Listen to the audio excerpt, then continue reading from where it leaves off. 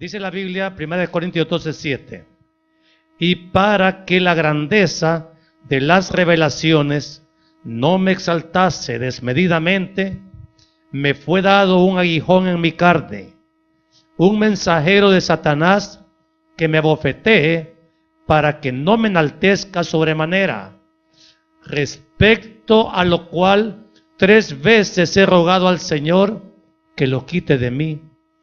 Y me ha dicho, bástate mi gracia, porque mi poder se perfecciona en la debilidad. Por tanto, de buena gana me gloriaré más bien en mis debilidades, para que repose sobre mí el poder de Cristo.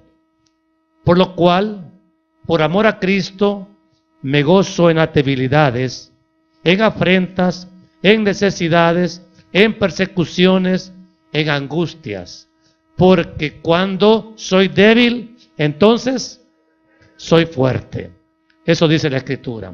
Amado Dios y Padre bueno, le doy gracias, mi Señor, porque en verdad es necesario instruir, capacitar a la iglesia para que estimemos la gracia, su gracia, como el bien espiritual indispensable para la vida cristiana saludable. Ayúdenos, mi Dios, a entenderlo. Ayúdenos, mi Dios, a comprender la grandeza de favor que usted tiene con nosotros, los que hemos creído y aceptamos su gracia por la fe.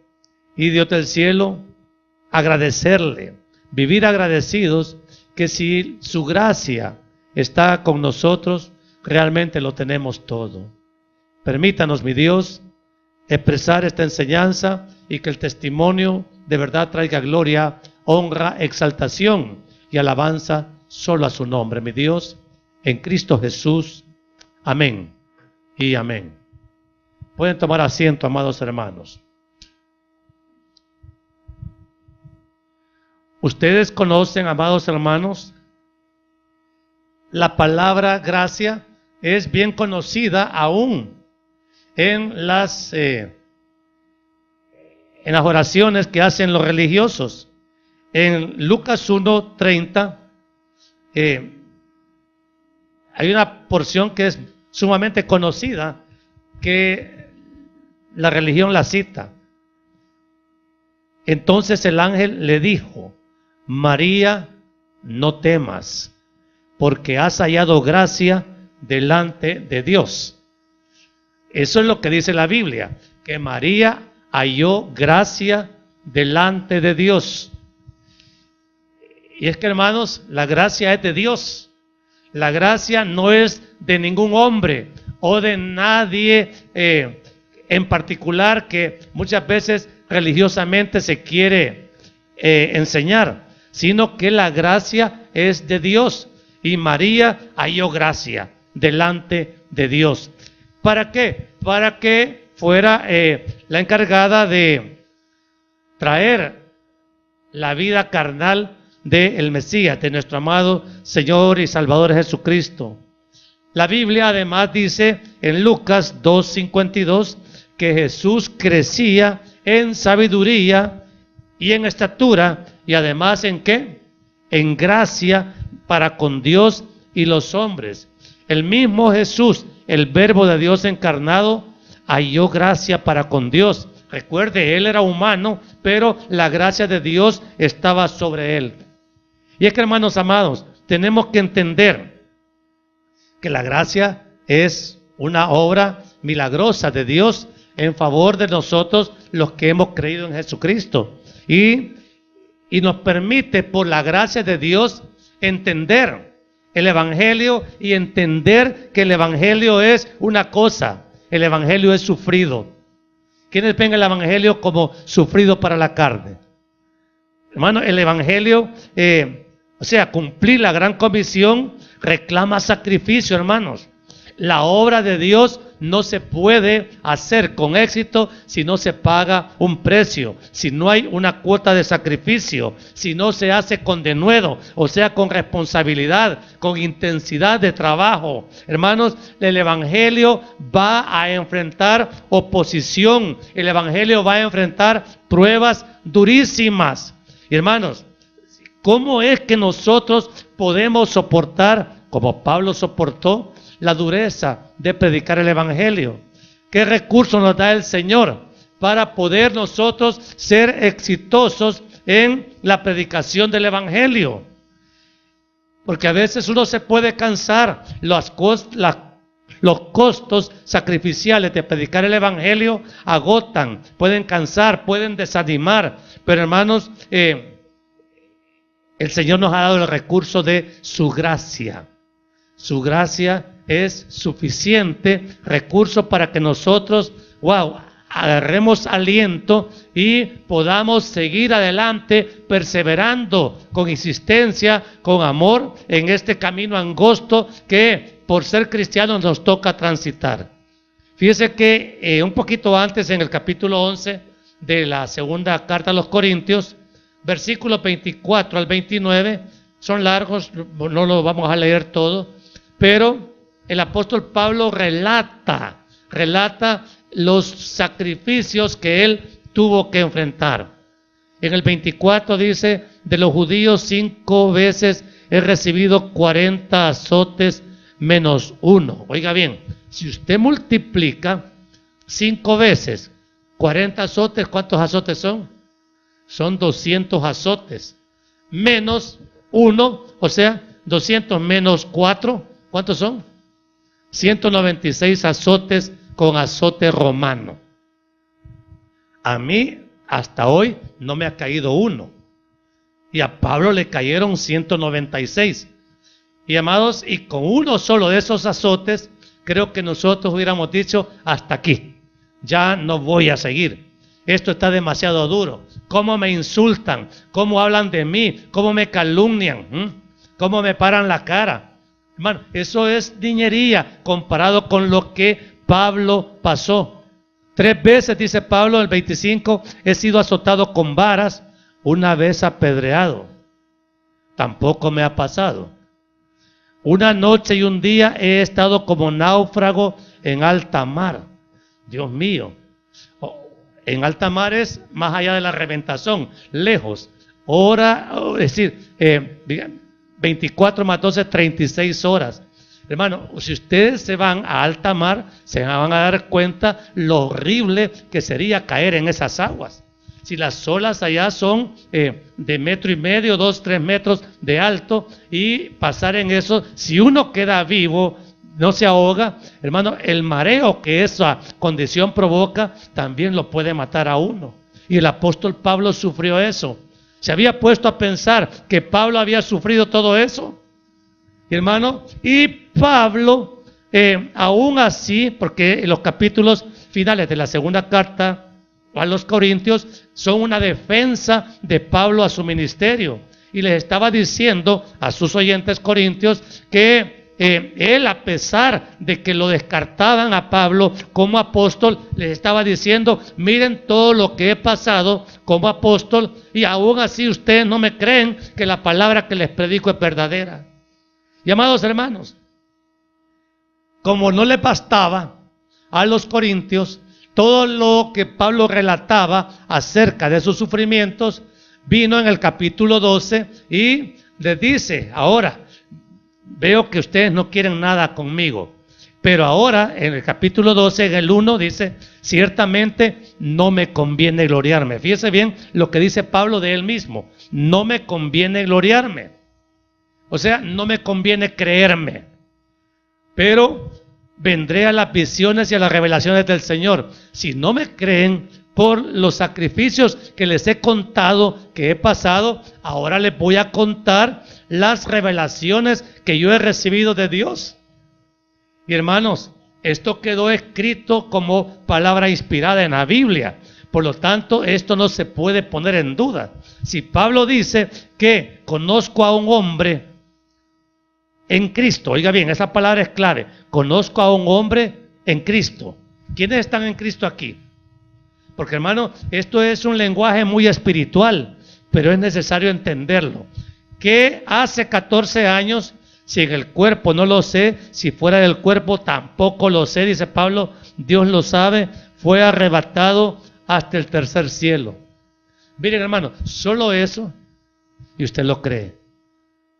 ¿Será cierto eso, hermano? Que fue arrebatado hasta el tercer cielo.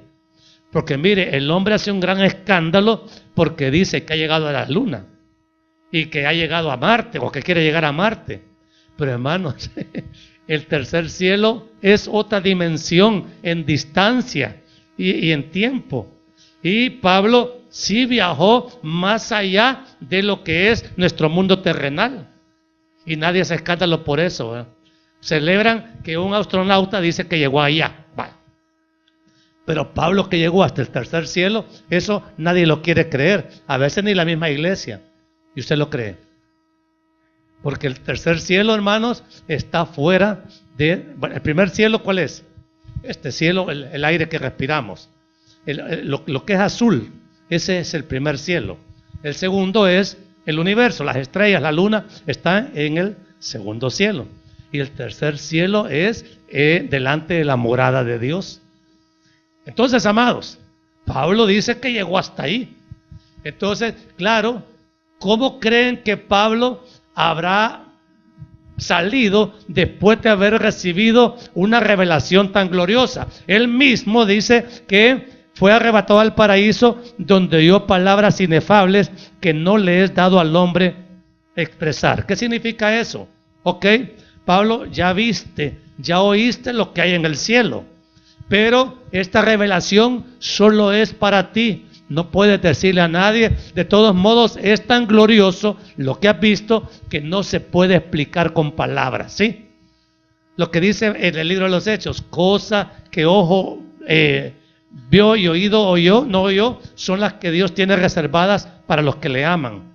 Entonces, amados, Pablo sabía lo que había visto, recordaba lo que había visto y dice, cualquiera de nosotros, mire, como los hombres carnales somos tan limitados que si el Señor me dijera, mire, mañana va a haber un terremoto y esa profecía se cumple, es para que yo me pavonee toda la vida, que hice un acierto en una palabra profética. Personalmente creo que Dios nos revela esas cosas. Pero hermanos, a Pablo se le reveló mucho más que el futuro, mucho más que cualquier revelación que cualquier hombre haya podido ver. El único que vio una visión semejante fue el apóstol Juan cuando escribió Apocalipsis y dio una descripción de la adoración celestial y se le permitió ver eso. Pero a Pablo se le permitió verlo y no se le permitió compartirlo.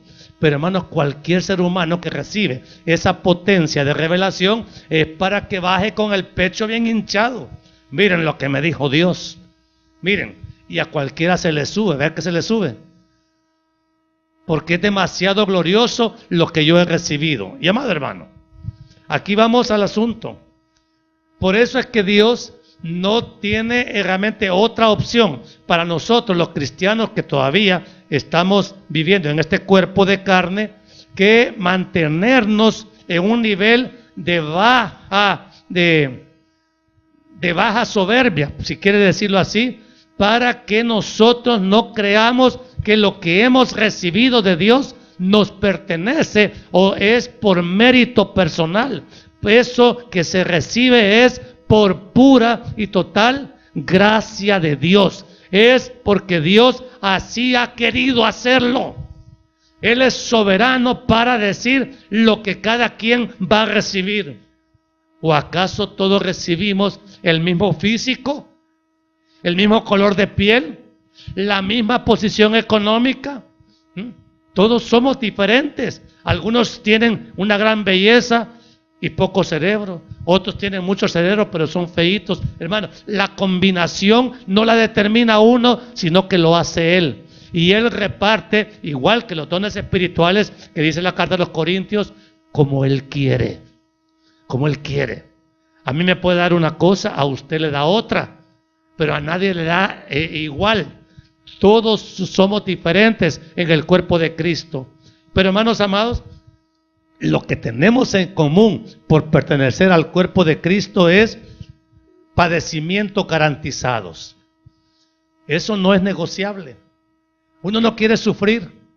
Uno quiere estar tranquilo, cómodo, sin mayores problemas. Eso, hermanos, en el Evangelio simplemente no existe. No es así. Fíjese que en 1 de Pedro 4, 12 y 13, la Biblia dice que no tenemos que extrañarnos de que estemos en prueba. Es decir, ¿cuál es por qué se asusta si está padeciendo por causa del nombre del Señor? Porque, amados hermanos, y ahí dice, amados, no se sorprendan del fuego de prueba que les ha venido. Entonces, ¿por qué nos quejamos cuando estamos en una prueba? Todavía se queja por una prueba.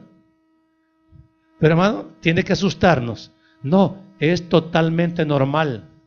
Le dice Pablo a Timoteo, fíjese que 2 Timoteo 3:12, que es necesario, que la vida cristiana lleve tribulación.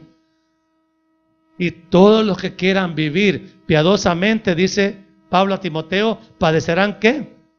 Persecución, padecerán tribulación.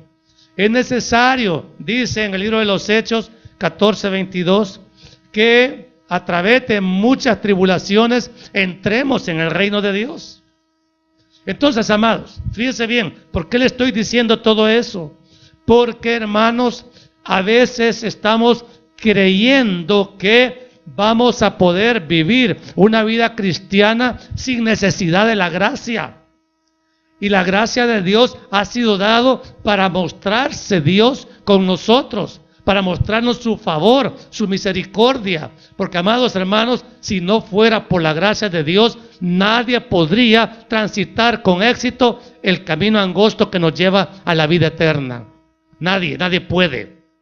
Y entonces, oigan,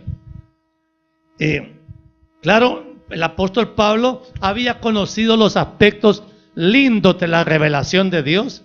Se acuerda que desde su conversión, cuando quedó ciego, él oyó las palabras en Hechos 9:12, que el Señor le dijo a Ananías, ve, porque instrumento escogido me es para llevar el evangelio a los gentiles. Pero para oír esa revelación, una revelación de ese nivel, Pablo tuvo que quedar ciego 3 días. ¿Aguantaría usted una ceguera de 3 días? Mire, así trata el Señor a sus escogidos, a sus preferidos. ¿Quién quiere ser preferido del Señor? Porque, hermanos, eso es lo que prueba. Mire, los momentos más difíciles de la vida de Pablo, es decir, fueron los momentos cuando el Señor, que sabía que él ya estaba agotado física, emocional y aún espiritualmente, le dice, no temas, Pablo, aquí estoy yo contigo. Largo sería relatar toda la experiencia que Pablo vivió en la tormenta que ya se da al final del libro de los Hechos. Y le dice, ten ánimo, Pablo, ten ánimo. Mire, parece que para oír la voz de Dios, de verdad, oírla genuinamente, hay que estar casi llegando al límite de las capacidades que uno puede resistir. Pero cuando Dios habla en momentos difíciles, es dando testimonio de que su gracia está con nosotros. Cuando oye usted la voz en medio de una gran tormenta, le dice, Señor, ya no aguanto, ¿hasta cuándo, Señor? Y el Señor sabe que usted aguanta un poquito más. Pero usted dice, ya no, esta respuesta yo la necesito para hace 2 años. Y no veo que tengas modo, Señor, de contestarme. Y Dios está ahí, Dios está presente. Lo que pasa es que como nosotros hemos pecado en no acercarnos al trono de la gracia para hallar gracia, para el oportuno socorro, entonces parecemos vivir carentes de la gracia o desconociendo la gracia de Dios, que es abundante en gran manera para aquellos que en verdad queremos recibir ese aliento, esa esperanza, esa confianza renovada en momentos de gran dificultad. Fíjese bien, Pablo estaba seguro de que él había estado con él siempre. Pero hermanos, no significa que Dios está con uno hasta que el problema se haya resuelto. Uno quisiera que el problema durara poquito, ¿verdad que sí? Uno quisiera que, wow, nomás clamo la primera vez, el Señor diga, vaya, ve, oraste y ya, solución dada.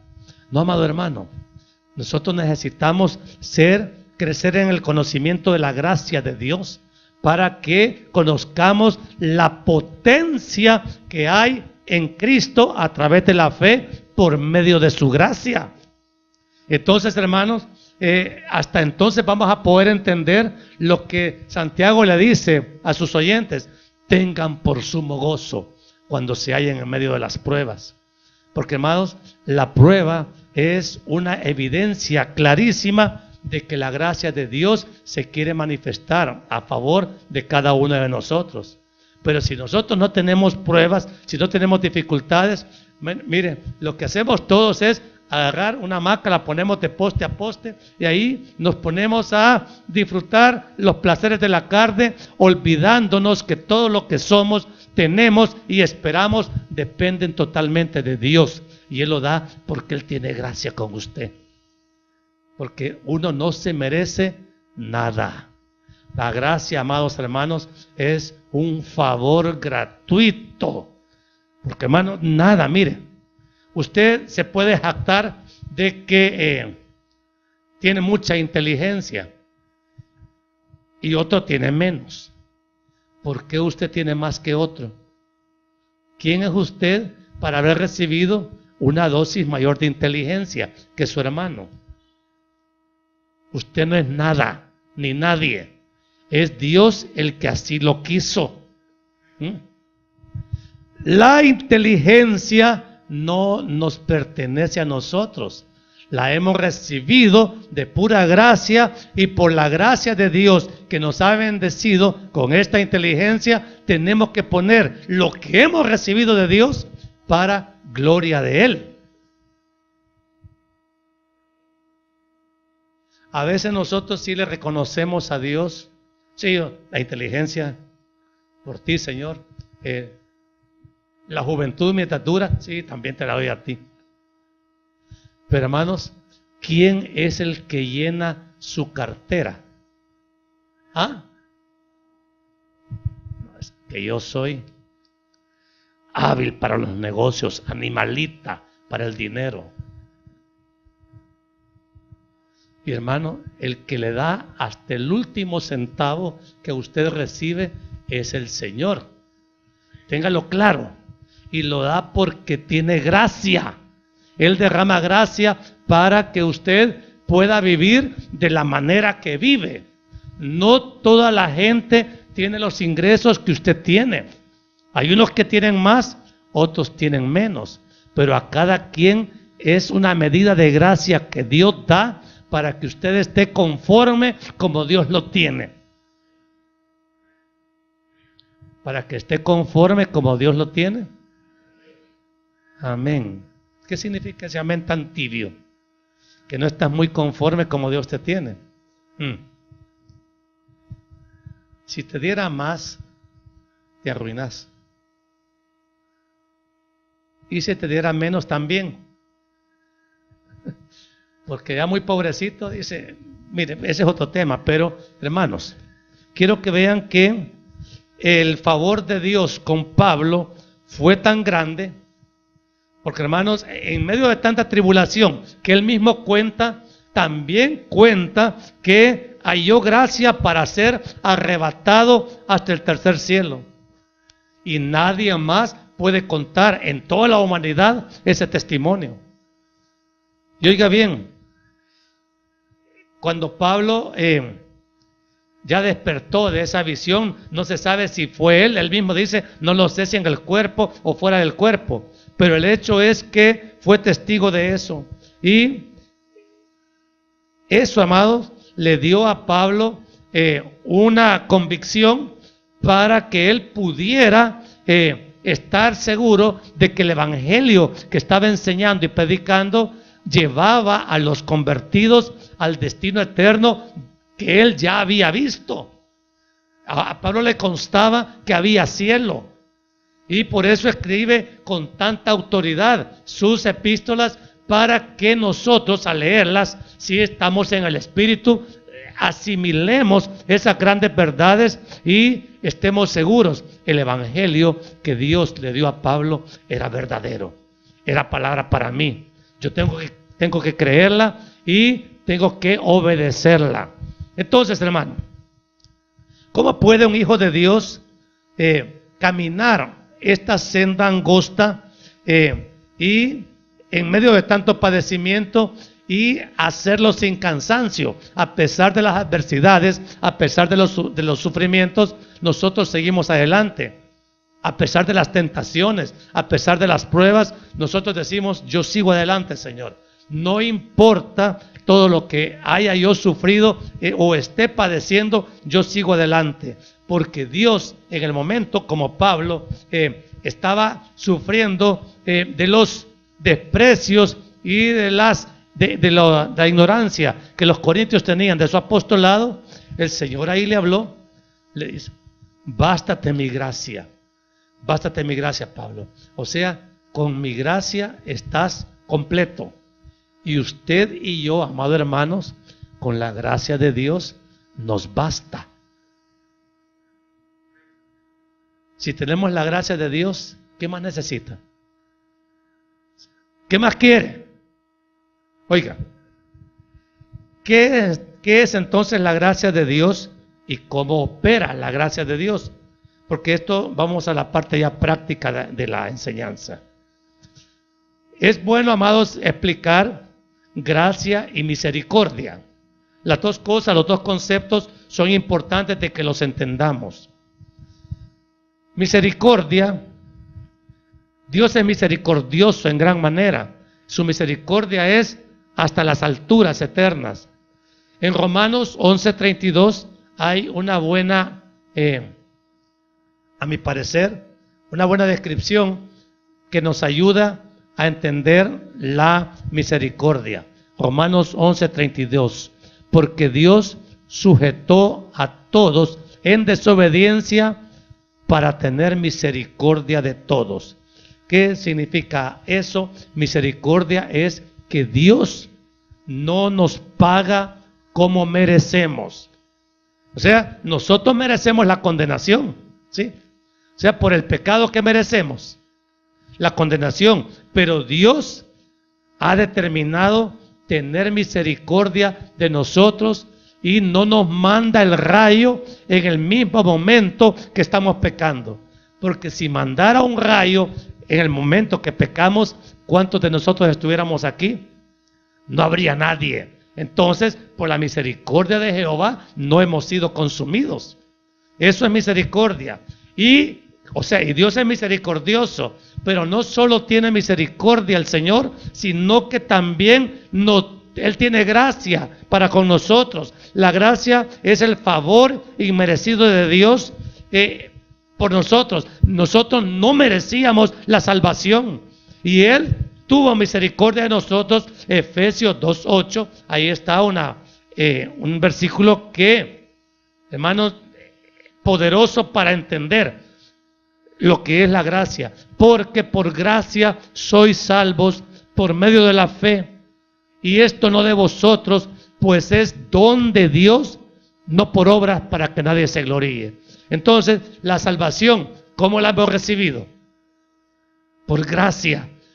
Dios ha querido, sin merecer nosotros la salvación, Él lo ha determinado así. Mire, en Hechos 15 lo dice el apóstol Pedro en el 15:11, cuando estaba la discusión de si los judíos y los gentiles podían ser salvos. Antes de entrar en la discusión, en el concilio puramente, dice Pedro: antes creemos que por la gracia del Señor Jesús seremos salvos de igual modo que ellos. O sea, está determinando la salvación que nosotros ya gozamos por la pura gracia del Señor. Y entonces uno tiene que decir, Dios mío. Por eso Pablo dice en Romanos 8, aquel que nos ha dado por gracia a Cristo, ¿cómo no nos dará juntamente con Él todas las cosas? Si lo más importante ya lo tenemos o no. Si tenemos a Cristo, estamos completos y lo hemos recibido porque Él así ha querido. Y ahora, ¿cómo no nos va a conceder provisión para mañana? Trabajo para mañana, o sea, comida para el otro año. Bueno, esas son cosas secundarias, porque lo más importante ya nos lo dio Él por gracia, porque Él así quiso, ¿sí? Eso dice la Biblia. Entonces, en su gracia el Señor nos ofrece, bueno, usted está afligido, está afligida, tiene incertidumbre, todo está bien caro, hay amenazas súbitas de enfermedades, de muerte. Mire, increíble, nosotros como pastores esta semana nos hemos enterado de 5 casos en distintas partes de señoras que súbitamente han caído en peligro de muerte por salud.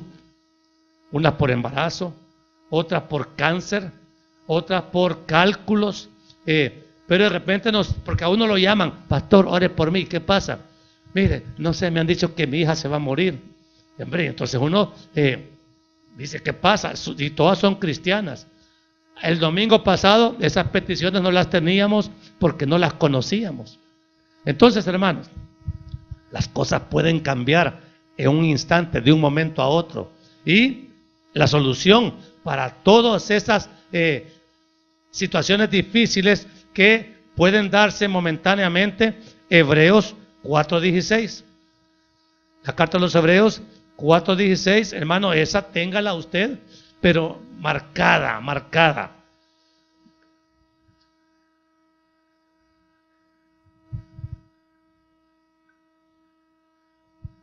Mira, ahí está, léalo. Acerquémonos, pues, ¿de qué manera? Confiadamente al trono de la gracia, para alcanzar, ¿qué? Misericordia y hallar gracia para el oportuno socorro. O sea que la Biblia le da a usted soluciones garantizadas de respuesta de parte de Dios, que dice que Él es Dios de toda gracia. Ahora, amado hermano, ¿cómo es que vino la gracia? Juan 1:17, hermano, el Evangelio de Juan 1:17 lo dice en una forma tajante para que no queden dudas. Y usted ya sabe por medio de quién vino la gracia. Pues la ley por medio de Moisés fue dada, pero la gracia y la verdad vinieron por medio de Jesucristo. Mire, por eso es que uno tiene que valorar la figura de Cristo en toda su dimensión. Ya en estos días de Semana Santa la estudiamos en cuanto a redención, en cuanto a perdón. El peso de su resurrección, hermanos, nos ha invadido, es decir, de gozo el corazón. Pero ahora, hermanos, ya estamos enseñando un tema que quizás complementario a lo que se ha visto por varias semanas en los grupos familiares, porque el tema de enseñanza ha sido la gracia de Dios. Y ahora, amados, tenemos que conocer para qué entonces, cómo opera la gracia en nuestro corazón. Segunda de Corintios 8, un poquito atrás de donde estamos meditando, 8, del 8, 1 y 2. Oigan lo que dice la Biblia. Asimismo, hermanos, os hacemos saber la gracia de Dios que se ha dado a las iglesias de Macedonia, que en grande prueba de tribulación, la abundancia de su gozo y su profunda pobreza abundaron en riquezas de su generosidad. Entonces, hermano, apunte si quiere, la gracia de Dios opera para generosidad. Cuando yo estoy en Cristo, el Espíritu Santo es el que me revela la gracia de Dios para tener yo generosidad. Antes en Cristo era tacaño, egoísta, pensaba solo en mí, no pensaba jamás en nadie. Y ahora que estoy yo introducido en el cuerpo de Cristo, mi generosidad es también para Dios. Eso es lo que una obra de la gracia. Entonces la gracia obra ¿para qué? Para generosidad. ¿Ok? También Romanos 5, 20, 21. Porque si no se documenta esto con la escritura, no lo va a creer, hermano. Dice la Biblia: pero la ley se introdujo para que el pecado abundase, mas cuando el pecado abundó, sobreabundó la gracia, para que así como el pecado reinó para muerte, así también la gracia reine por la justicia para vida eterna mediante Jesucristo Señor nuestro. ¿Para qué obra también la gracia? Mire, la gracia opera para santidad. Por la gracia de Dios, usted y yo ahora somos enemigos del pecado. A pesar de que la fuerza del pecado está en nosotros, la gracia de Dios nos da poder para resistirla. Y ahora, amado hermano, usted está bien consciente de que, si es cierto, la carne quiere buscar el pecado, pero el Señor, por su gracia, nos da poder para resistir y vivir, como dice la carta a los Romanos, es cierto, abunda el pecado, pero es mayor la gracia que el poder del pecado. Y así, amados, por medio de esta gracia, reine por la justicia para vida eterna mediante Jesucristo, Señor nuestro. Entonces, hermanos, miren, Dios nos da la salvación, pero nos da gracia para también vivir en santidad. Mire, si usted realmente no lucha por su santidad, y sabemos que la lucha es dura, hermano, probablemente usted no ha buscado la gracia de Dios, no ha ido al trono de la gracia para agarrar fuerzas ahí, para resistir la potencia que el pecado en su carne tiene, ¿sí? Entonces ya le dije, la gracia opera para generosidad y también para santidad. O sea, Dios no le va a exigir a usted que vive en santidad si no le da una dosis de gracia para que tenga victoria sobre el pecado. O sea, sería injusto el Señor, ¿verdad que sí? Ok, eso es lo que dice la Biblia. Efesios 1:7, ¿para qué más opera la gracia?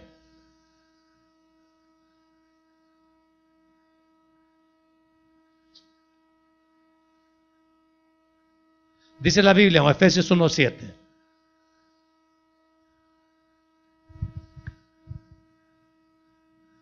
En quien tenemos redención por su sangre, el perdón de pecados según las riquezas de su gracia. Ok. Miren, la relación con Dios comienza con perdón. El perdón es algo esencial que debe de obrar en la vida de cada uno de nosotros. Es cierto, hermanos, hay gente que a usted le cae mal, hay gente que no la topa mucho, hay gente que le ve defectos y usted le atribuye aún faltas que no ha cometido.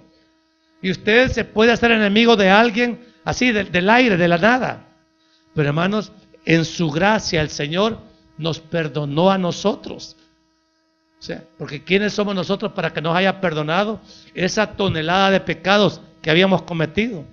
Y ahora tenemos hoja blanca delante de Dios. ¿Es gracia eso o no? Porque ahora, imagínense, tremendos pecadores, pero ahora redimidos y perdonados por la sangre de Cristo. Ahora el Señor, buscando en nuestra lista de pecados, dice, no, yo no veo nada. Aquí estás como que nunca has cometido un pecado. Ese perdón que hemos recibido de Dios, también tenemos que concederlo a todos los que nos han hecho algún agravio, alguna ofensa. No podemos vivir sin perdonar. Para eso Dios nos da gracia para perdón. Más adelante en Efesios 3:8, mire, esto es importante. Bueno, todo es importante. 3:8 dice: a mí, Pablo hablando, que soy menos que el más pequeño de todos los santos, me fue dada esta gracia de anunciar entre los gentiles el evangelio de las inescrutables riquezas de Cristo. Miren, aquí estamos, la gracia opera para evangelizar. O sea, ¿qué necesita para predicar en su grupo familiar? Gracia de Dios, gracia. Pablo dice que él no merecía, si era el más pequeño de todos, pero le fue dada. Aquí dice, me fue dada esta gracia. O sea que la gracia es concedida por Dios para un propósito. Mira, amado hermano, yo quiero decirle que la gracia es también una obra del Espíritu Santo, por supuesto. No podemos desvincular la gracia con la obra del Espíritu Santo. Entonces, es más, es consecuencia una con la otra, para que no aislemos. O sea, porque la gracia es de Dios y el Espíritu Santo es Dios. Entonces, hermanos, pero Pablo la explica acá en función de la pura gracia. No la presenta como una obra directamente del Espíritu Santo, pero no quiere decir que el Espíritu Santo no participa, no es participante de la gracia de Dios. ¿Comprende eso? Para que no hagamos aquí una polémica innecesaria. Hermanos, la Biblia la menciona como que por gracia fue Pablo recibiendo esa capacidad de anunciar el Evangelio entre los gentiles. Entonces, ¿qué necesita usted para, hermanos, ir animado a su reunión de grupo familiar, donde usted es el predicador o es el anfitrión? Gracia de Dios. Se necesita gracia de Dios en su casa, que esté llena de la gracia de Dios, para que cuando se predique la palabra, ahí haya realmente, la gente sienta la riqueza de Cristo predicadas en su propio domicilio. No es solamente en este púlpito, también en la trinchera evangelística de su casa. Ahí tiene que haber poder de Dios, y algo va a hacer el Señor con los oyentes que lleguen a su casa, ¿sí? Ahora, la gracia también opera para sanidad. Mateo 18, Evangelio de Mateo 18. De gracia recibisteis. ¿Se acuerda de eso? Hermano, dice así: sanad enfermos, limpiad leprosos, resucitad muertos, echad fuera demonios. De gracia recibisteis, dad también de gracia. Entonces, hermano, la gracia para que, mire, usted ore por un enfermo. Nosotros hemos orado por enfermos que, hermanos, porque Dios así lo ha querido, ellos han sanado. También hemos orado por otros y no han sanado. Eso es, lo determina el Señor. Pero nosotros hemos visto en momentos muy claves en nuestro ministerio, como hemos orado por algunos enfermos que definitivamente no hay esperanza para ellos, y el Señor en su gracia los ha sanado. Y ustedes conocen aquí en la iglesia testimonios de gente que ha recibido sanidad acá. Entonces, eso es por la gracia de Dios. Yo quisiera que con todos el Señor sanara, pero hermanos, lo cierto es que ha habido, hay y seguirán habiendo sanidades, pero es la gracia de Dios con nosotros. ¿Qué tal si todos se nos murieran? Gracias a Dios que no se nos mueren todos. Pero hermanos, hemos visto, y por eso es que a estos enfermitos, estas 5 personas que les cuento, hermanos, los hemos encomendado completamente a la gracia de Dios, para que sea Dios en su soberana voluntad sanando al que va a sanar. Y hermanos, el que no, pues no va a recibir la sanidad. Dios siempre sabe qué es lo mejor. La gracia, hermanos, también nos opera para defendernos de nuestros enemigos. Recuerda cuando José estaba prisionero allá en Egipto. Dice, y gracia, Génesis 39, 21. gracia abundante era sobre José, pero estaba preso. A mí me da cosa ver que la gracia de Dios se hace manifiesta cuando el hombre está en una condición bien reducida, bien impotente, bien indefenso. Ahí entra la gracia de Dios y, hermanos, aunque uno esté al borde del precipicio de la muerte, la gracia de Dios lo rescata. Dice, pero Jehová estaba con José, le extendió su misericordia y le dio gracia. ¿Quién da la gracia? El Señor. En Esther 5:2 dice que la reina Esther se acercó a su esposo, que era el rey Asuero, y ella se acercó, y si la sentencia, eran dos opciones: o era condenada a muerte o hallaba gracia con el rey. Y el rey le extendió el cetro a la reina Esther, ella lo tocó porque Esther halló gracia. Así dice la Biblia. También, hermanos, Daniel 1:9, halló gracia delante de el rey Nabucodonosor. No lo mató.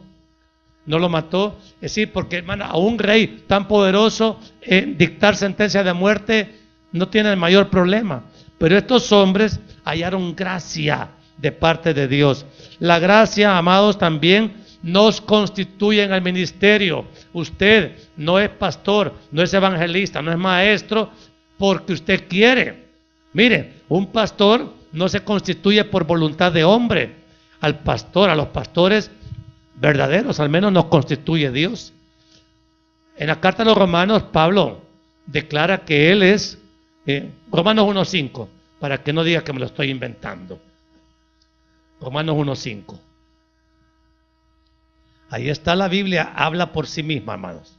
Pablo dice, y por quien recibimos la gracia y el apostolado para la obediencia a la fe en todas las naciones por amor de su nombre. A Pablo le había dado el Señor la comisión de ser el evangelista a los gentiles, pero aquí dice claramente, recibió esa constitución de apóstol por la gracia del Señor.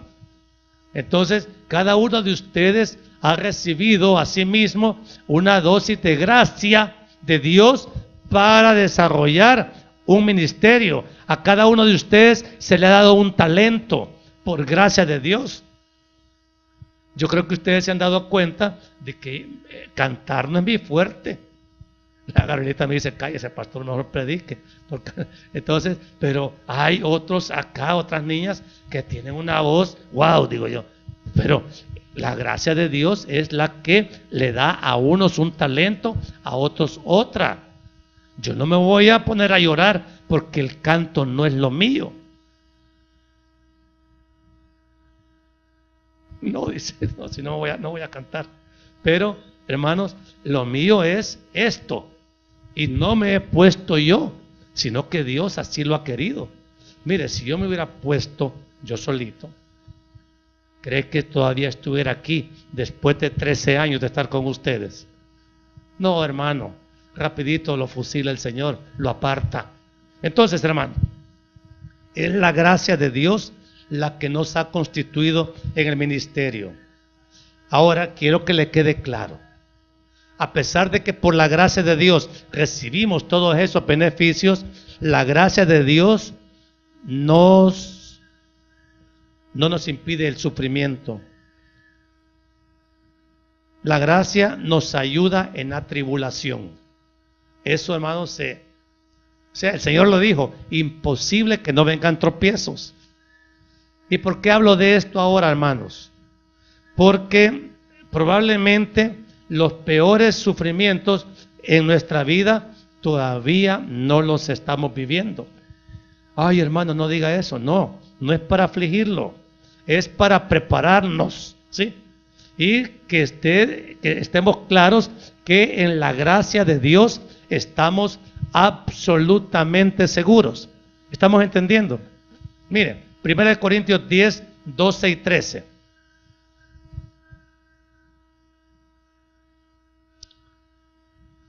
Es un texto bien conocido, 1 Corintios 10, 12 y 13.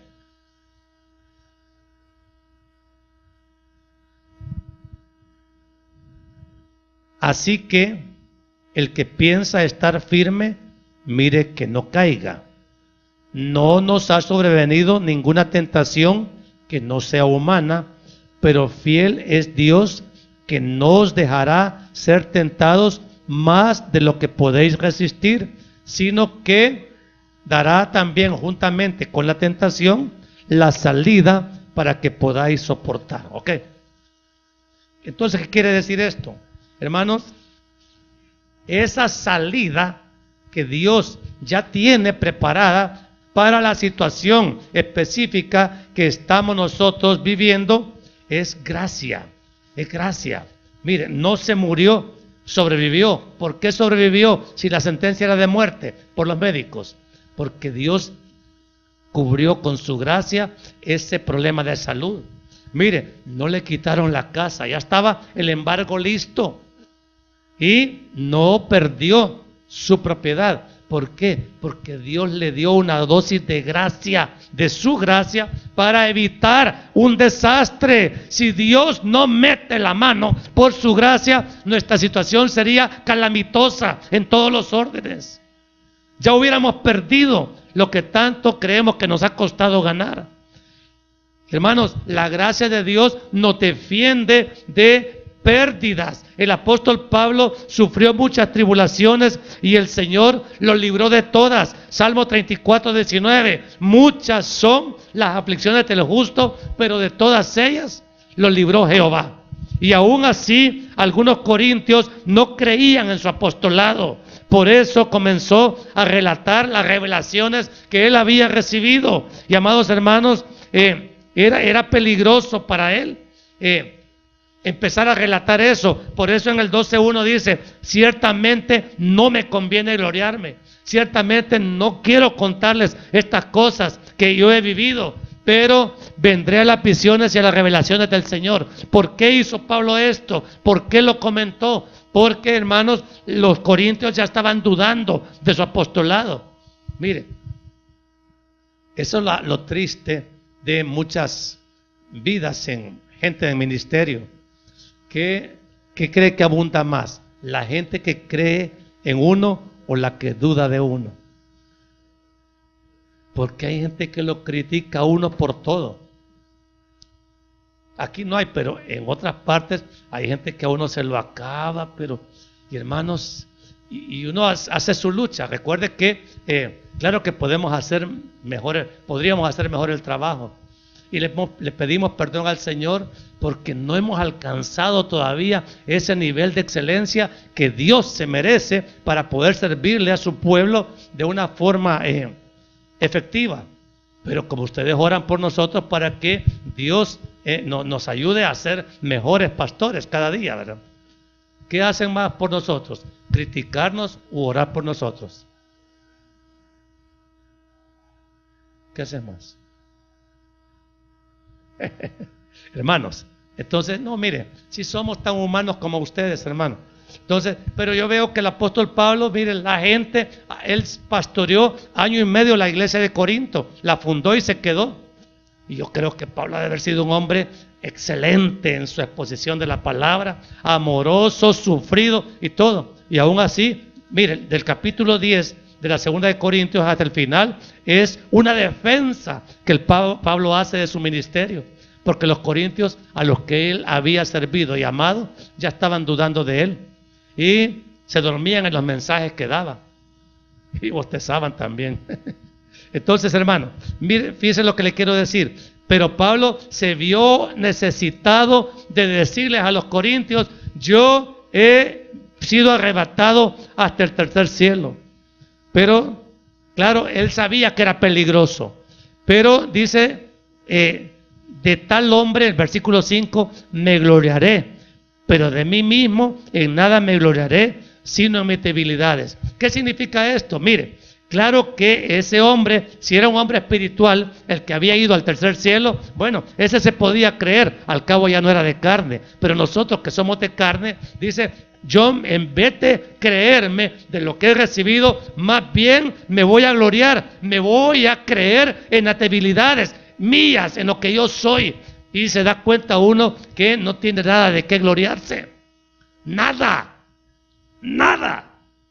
Hermanos, porque todas las cosas de las que nos podemos gloriar, todo se va a terminar.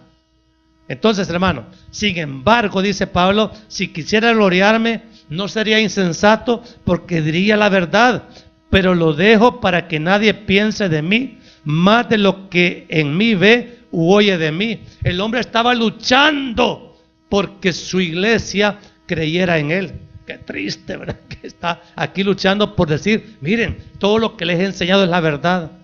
Pero aún así él declara, esta es la parte que quiero que nos quede clara a todos. Y para que la grandeza de las revelaciones no me exaltase desmedidamente. Miren, el gran peligro de la soberbia, de la altivez. Eso es un gran pecado delante de Dios. Y Dios quiere que a pesar de todo el favor que Él ha derramado en la vida de uno, como cristiano, no le vaya a servir a usted para inflarse, para creerse. Es que mire, la hermanita, mira cómo la usa el Señor.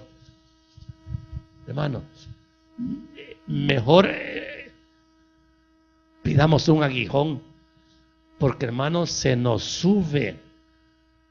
¿Verdad que se sube con facilidad? Esa es la miseria nuestra, que de todo nos creemos, con que nos creemos de lo que no somos. Cuanto más como Pablo, que Dios lo estaba cuidando. Al ponerle ese aguijón en la carne, le estaba evitando que Pablo se exaltase, se ensoberbeciera, se llenara de orgullo, sino que para tenerlo realmente quieto, manso, ahí está un aguijón en su carne. Y hermano, no vamos a definir aquí qué era ese aguijón.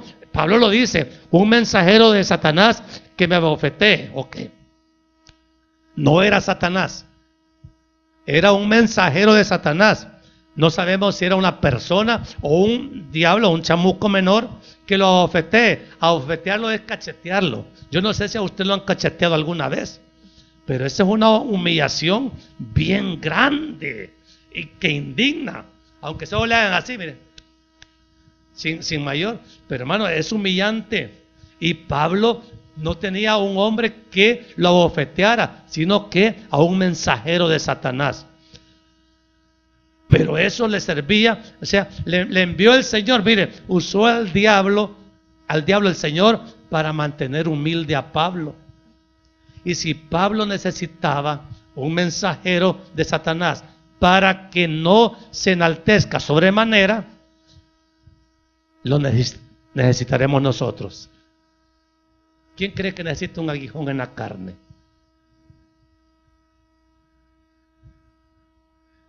Miren, hermanos, si Pablo lo necesitaba, sin duda que nosotros lo necesitamos más. Entonces, hermanos, Dios nos hace un favor al tenernos así de aguijoneados.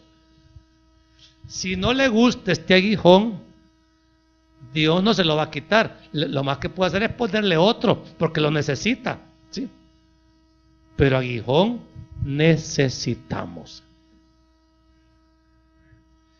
Es bien duro decir amén a eso, pero hermanos, y Dios, mire, como Dios es tan primoroso, Pablo obviamente dice, he rogado al Señor que lo quite de mí 3 veces. Así como nosotros, Señor, ¿y por qué me haces esto? Yo te sirvo. Mira, yo participé en la limpieza, Señor. Mira cómo me cansé, todavía me duele la espalda. Entonces, y me tenés con este aguijón, quítamelo, Señor. ¿Quién no quiere aguijón? ¿Quién está rogando al Señor? Señor, yo no quiero aguijón. Entonces Dios amorosamente contesta, bástate mi gracia. Bástate mi gracia. No, la respuesta del Señor es, no te voy a quitar el aguijón. Bástate mi gracia. Bástate, o sea, con mi gracia, que ya le explicamos bastante en el mensaje, estamos completos. Porque mi poder se perfecciona en la debilidad. Y amado, en este asunto se lo voy a simplificar, el que se exalta, Dios, ¿qué es lo que hace? Lo humilla. Y el que se humilla, A ese Dios lo exalta cuando fuere tiempo, dice la carta de Pedro. Entonces, hermano, ¿qué nos conviene a nosotros? ¿Ser débiles? Porque en nuestra debilidad se perfecciona el poder de Dios.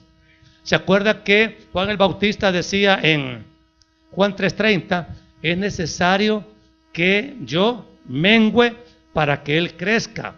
Entonces, ¿cómo nos conviene estar a nosotros delante de Dios? ¿Exaltados o humillados? Nosotros tenemos que vivir en una postura de humillación permanentemente, porque solo cuando somos humildes de verdad, el poder de Dios se va a hacer manifiesto en nuestra vida. ¿Quieres ser humilde? Esa escuela de la humildad es una materia difícil de llevar. No la imparte en un bíblico, ni un seminario teológico, ni siquiera en una universidad elevada en teología. Eso, hermano, esa materia se lleva con Dios. Esa materia es Dios el único que la puede enseñar y con el único que se aprende de verdad. Nosotros necesitamos aprender a ser débiles. Por tanto, dice Pablo, versículo 9, de buena gana me gloriaré, me voy a creer más bien en mis debilidades. ¿Para qué? Para que repose sobre mí el poder de Cristo. Hermano, si reposa sobre mí el poder de Cristo, y usted puede llamarlo ahí el poder del Espíritu Santo, ¿qué le conviene? ¿Qué te conviene? ¿Ser fuerte o vanagloriarte o ser humilde y reconocer uno su debilidad? Porque, hermanos, como no tenemos nosotros esa facilidad para reconocer nuestra debilidad voluntariamente, entonces Dios nos demuestra a través de las pruebas y de las tentaciones lo débiles que somos. Y a Dios no le cuesta nada, miren. A veces a uno, si ve una cuca ahí corriendo, no le cuesta nada aplastarla y matarla. A Dios no le cuesta aplastarnos. Y no lo hace porque es misericordioso. Y porque en vez de aplastarnos, lo que nos quiere es dar gracia para conocer su poder. Entonces, Él sabe cómo calcular la dosis para mantenernos humildes. Y amados, quiero que entienda que estamos en pruebas, estamos todavía inciertos ante el futuro. Nadie sabe lo que va a pasar mañana. El domingo pasado no sabía yo que iba a tener esta semana 5 casos de oración urgente. Y no sabemos lo que va a pasar esta semana. Entonces, hermano, lo mejor es estar reconociendo mi debilidad para que haya poder en mí. Mire, solo poder para orar con eficacia por un necesitado. Poder para predicar con verdad la palabra de Dios. Poder para arrodillarse delante de Dios, humillarnos, reconocer nuestras miserias. Hermanos, necesitamos que la debilidad nuestra realmente atraiga la perfección de Dios a nuestra vida. Por lo cual, dice Pablo, para terminar, por amor a Cristo, me gozo ¿en qué?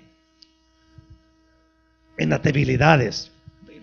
Aquí esto es lo que, hermano, esto es mortal para la carne. Imagínense gozarse en las debilidades, en afrentas.